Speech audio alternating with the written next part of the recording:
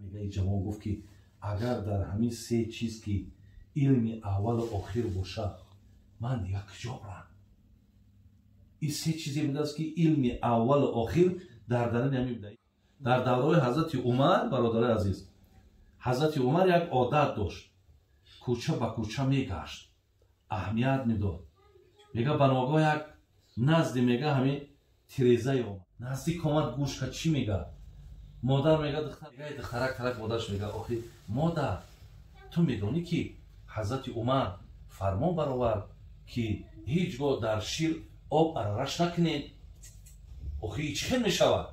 بعد مادر گفت آخی تم عجیب بچه ساده ای، عمر حالی خواهی حالی لینگاش دراز که اگه خواهی حضرت وای که جا میداند که در این آب ریخته. برادر عزیز و گرامی، جناب ابن حجر اسقلانی، این حضرت شافعی مذهبه، این عزیز خدا در کتاب منبهاتش یک سرگذشتی را نقل میکنه. میگه ان رجولا خرج من بنی اسرائیل الى طلب العلم. یک نفری میگه از زمانهای اکو بنی اسرائیل، او از مثال بگیم همو اسرائیل امروزه ای همو جا حکایه میکنه از دوره های پیامبرهای همو زمان. میگه یک مرد سحر میگه همی توشه و خوردنی و مال و ملکش میگه گرفته، اگه اراده کرد که میرم یگان جای میرم، شاید مدرسه نیت داشت، شاید پیش یک دانشمند میرم طلب علم میکنم. میگه فبعث الیه فاتاه. بعد میگه الله مهربان پیغمبر همون زمانه را نزدش روان کرد و سپارش هم داد که با همین نفری که در طلب علم می روه با او همین سخنها را برساند. بعد میگه آمد و پیامبر آمد و پیش راهش گرفت. فقال یا بنیه، ای فرزند من، اینی اعیذک بثلاث خصال فیها علم الاولین و الاخرین. گفت بچه من آگاهی پیدا کردم که خودت کدام شهر دیگه میره، کدام منطقه دیگه میره و مقصد طلب علمه. چرا کاری نه؟ زیرا طلب علم فرضه، باید بچم از علم آگاهی داشته باشی. لیکن من سپارش گرفته گیرم که ترا باید به سه چیز مصلحت بتون. اگر همین سه چیز را گوش کو بچه جانون، بعد این راه سفید الله حفظت کنه مرحمت. این جوانم که پیامبر پیش بیا گوش نمیکنی. گفت جان فدا گفت حضرت. گفت یکم خف الله فی السر و العلانیه. یکم بچم خواب پسی پرده باشی، خواب بیرون از پرده باشی، خواب بگیم درونی خانه باشی، خواب در کوچه باشی، خواه چشم مردم پنهان باشی، خواه در نظر مردم باشی، در همه جا از الله بترس. الله ترسی تو فقط در چشم مردم نباشه، در پنهانی هم از الله بترس و در آشکارا هم از الله بترس.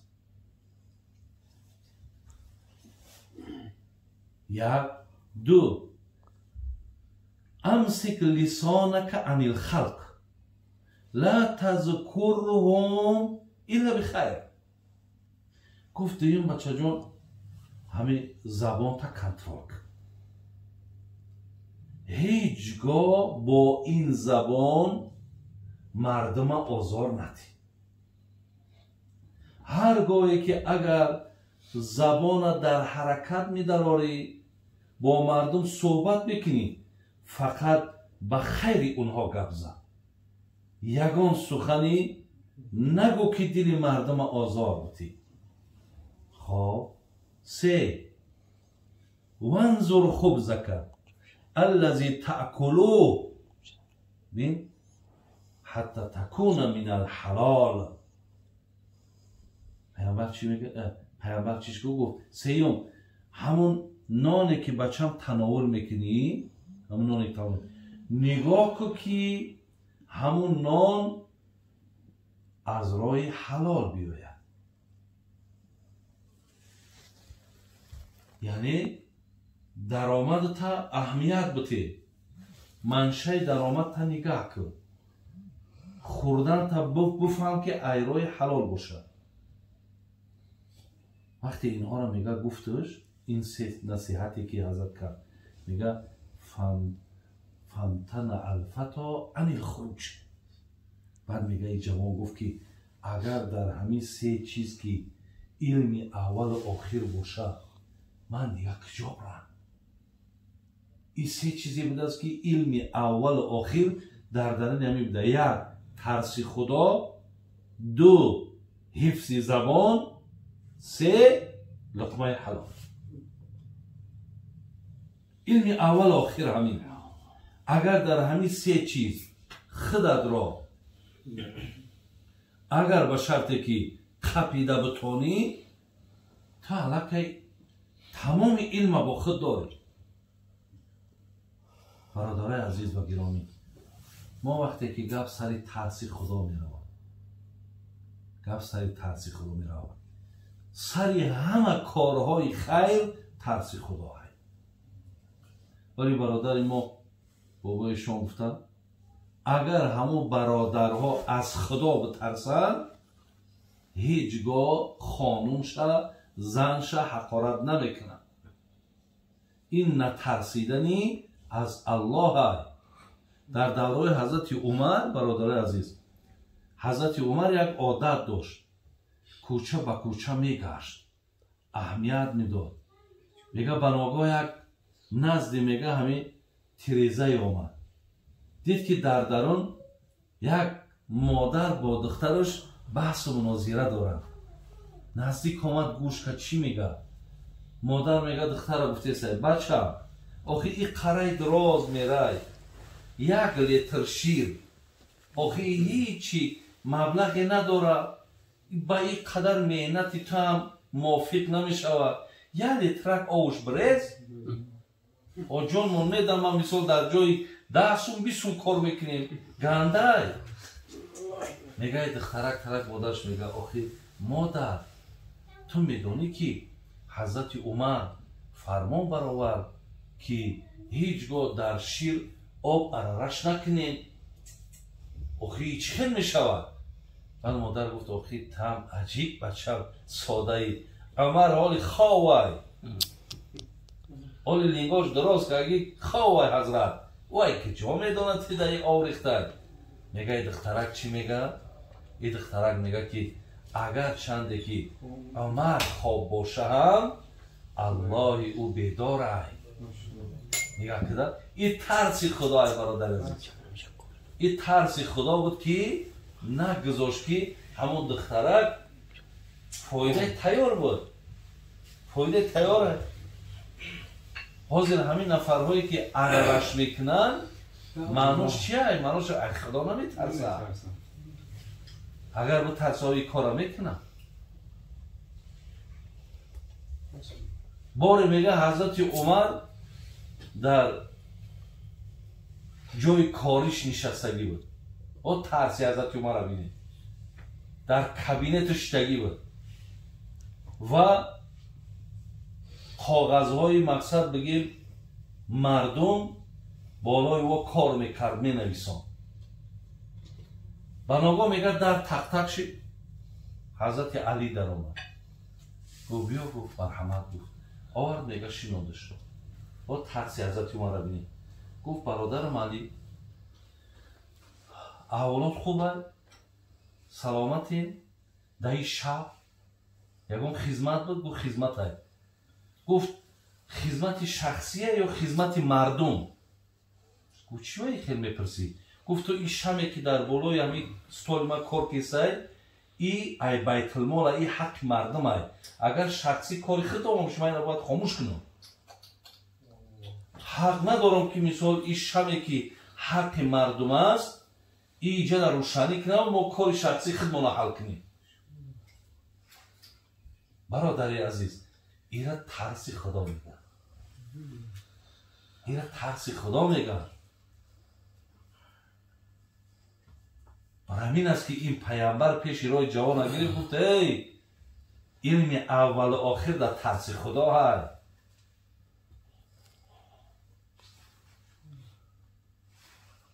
حضرت ابوبکر صدیق الحمدلله همه تا میشناسیم. ولی ببینید حضرت چی میگفت؟ ابوبکر که برادر عزیز پیامبر گرامی گفت لا وزن ایمان ابی بکر مع ایمانهم لرجح ایمان ابی بکر.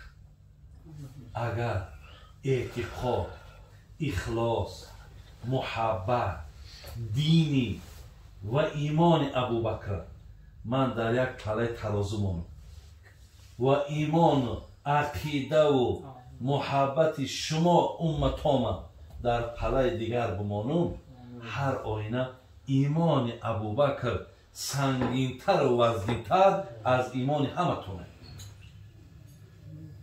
ببینید ابوبکر که پیامبر نازنین میگه خرج رسول الله صلی الله علیه و سلم من بین عمر و ابوبکر فقال هکذا نبعث. میگه این پرکشت ابوبکر بود، این پرکشت عمر بود. میگه دستاشون قپید.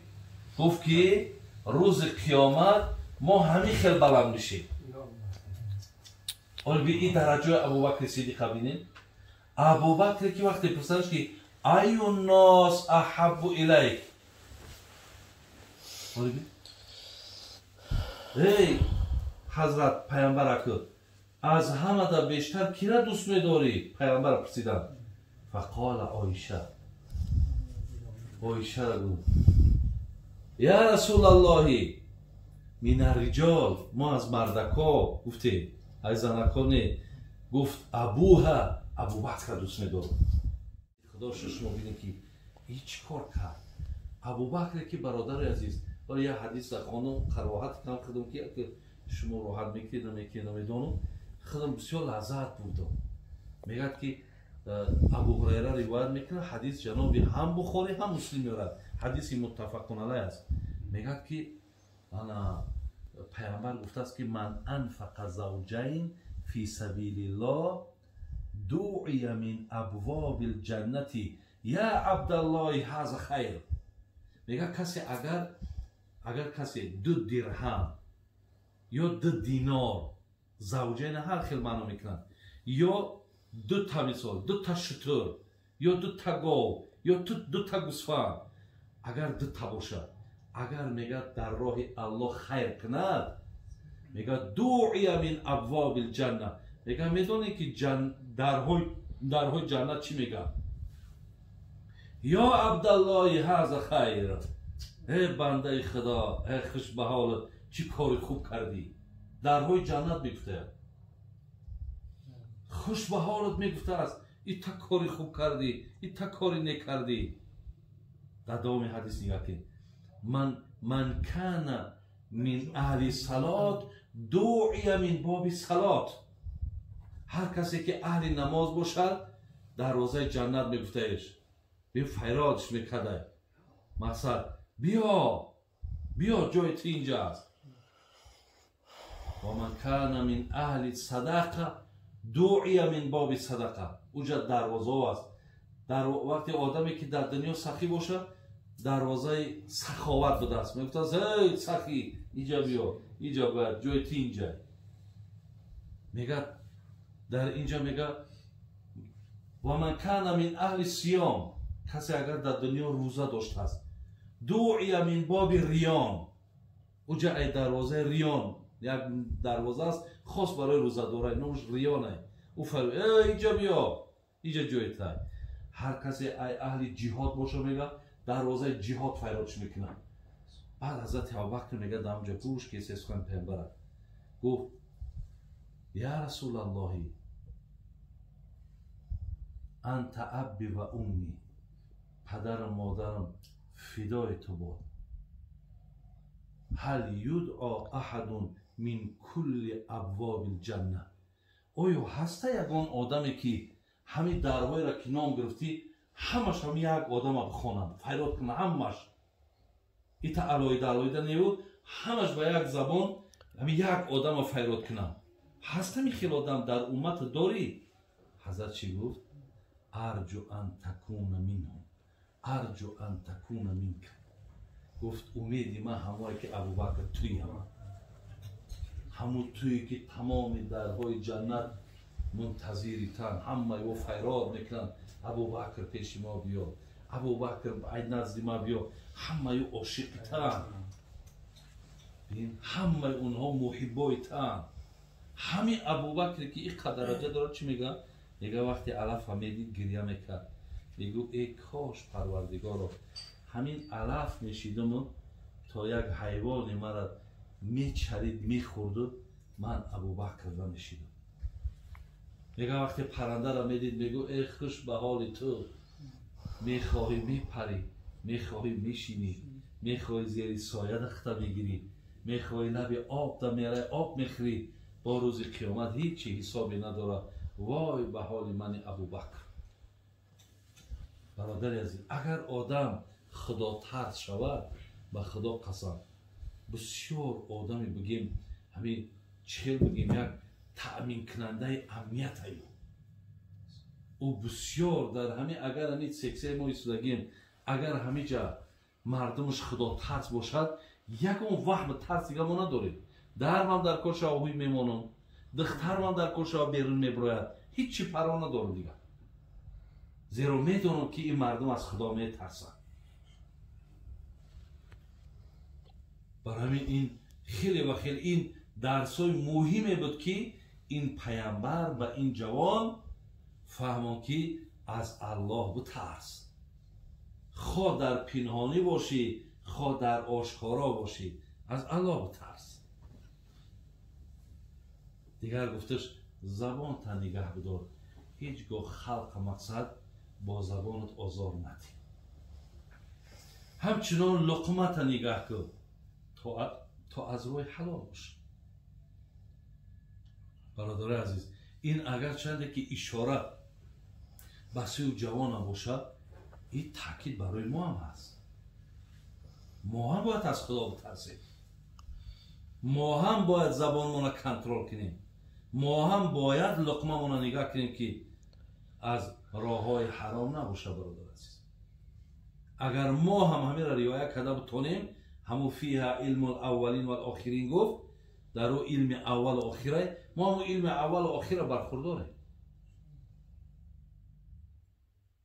خدا کنه برادر عزیز که این مصلحت‌هایی را که این پیامبر نازنین داد، ما و شما را توفیق دهد که ما از زمره همان نفرها باشیم. خداوند باز هم رحمت و مغفرت کنه، خاتمه هممون خدای مهربان بخیر کنه، ایمانمون را با سلامت نگه بداره. ربنا تقبل منا انك انت السميع العليم وتب علينا انك انت التواب الرحيم يا ارحم الراحمين.